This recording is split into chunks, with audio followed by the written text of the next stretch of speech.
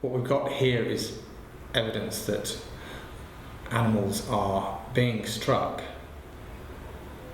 for no significant benefit, all in the name of sport.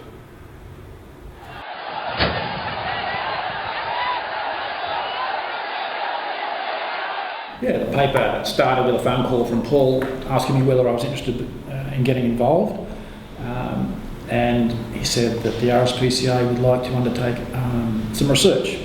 What we've done is we've taken some data from the racing industry, two sets of data, the speed of horses and the number of times they were officially whipped, and we've made comparisons between those two bodies of data. And what we found is that whipping has made no effect on the likelihood of a horse winning or being placed in a race of this type.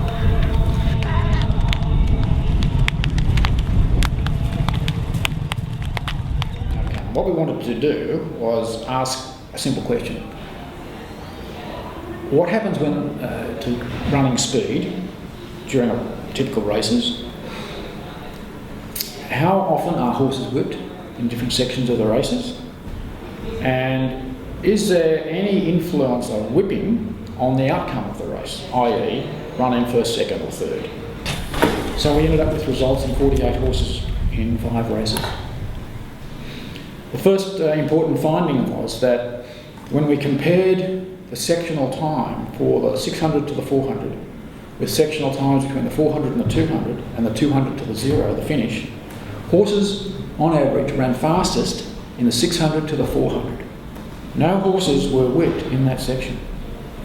Horses achieved their highest speeds in that last 600 metres of those races without being whipped. And we know that none of those horses were whipped before the 600 metre mark. So 98% of the horses in this study were whipped. This suggests that the majority of horses in racing are being whipped regularly.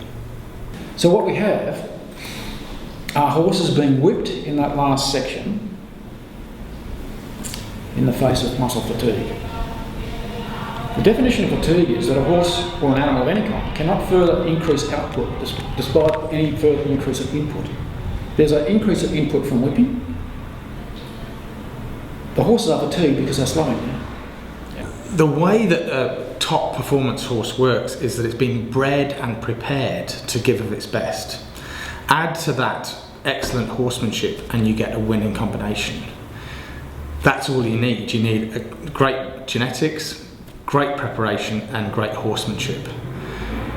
We seem to have evidence here that suggests that great horsemanship does not involve flogging tired horses.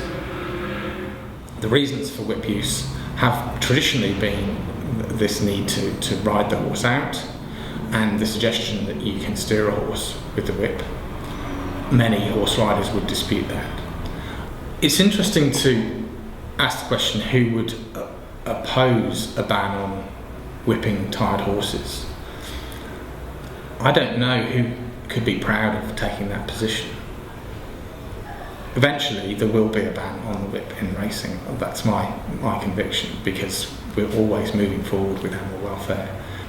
Well, we're very lucky to have the cooperation of Racing New South Wales, who have taken a leadership role in trying to ensure that horse welfare is safeguarded in this industry.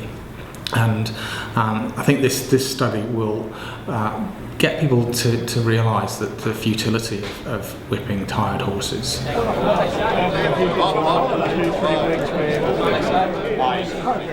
I think it would be great as a result of this research if the Australian racing industry accepted that they could still celebrate great horsemanship and great horse preparation and great horse breeding without provision to use the whip.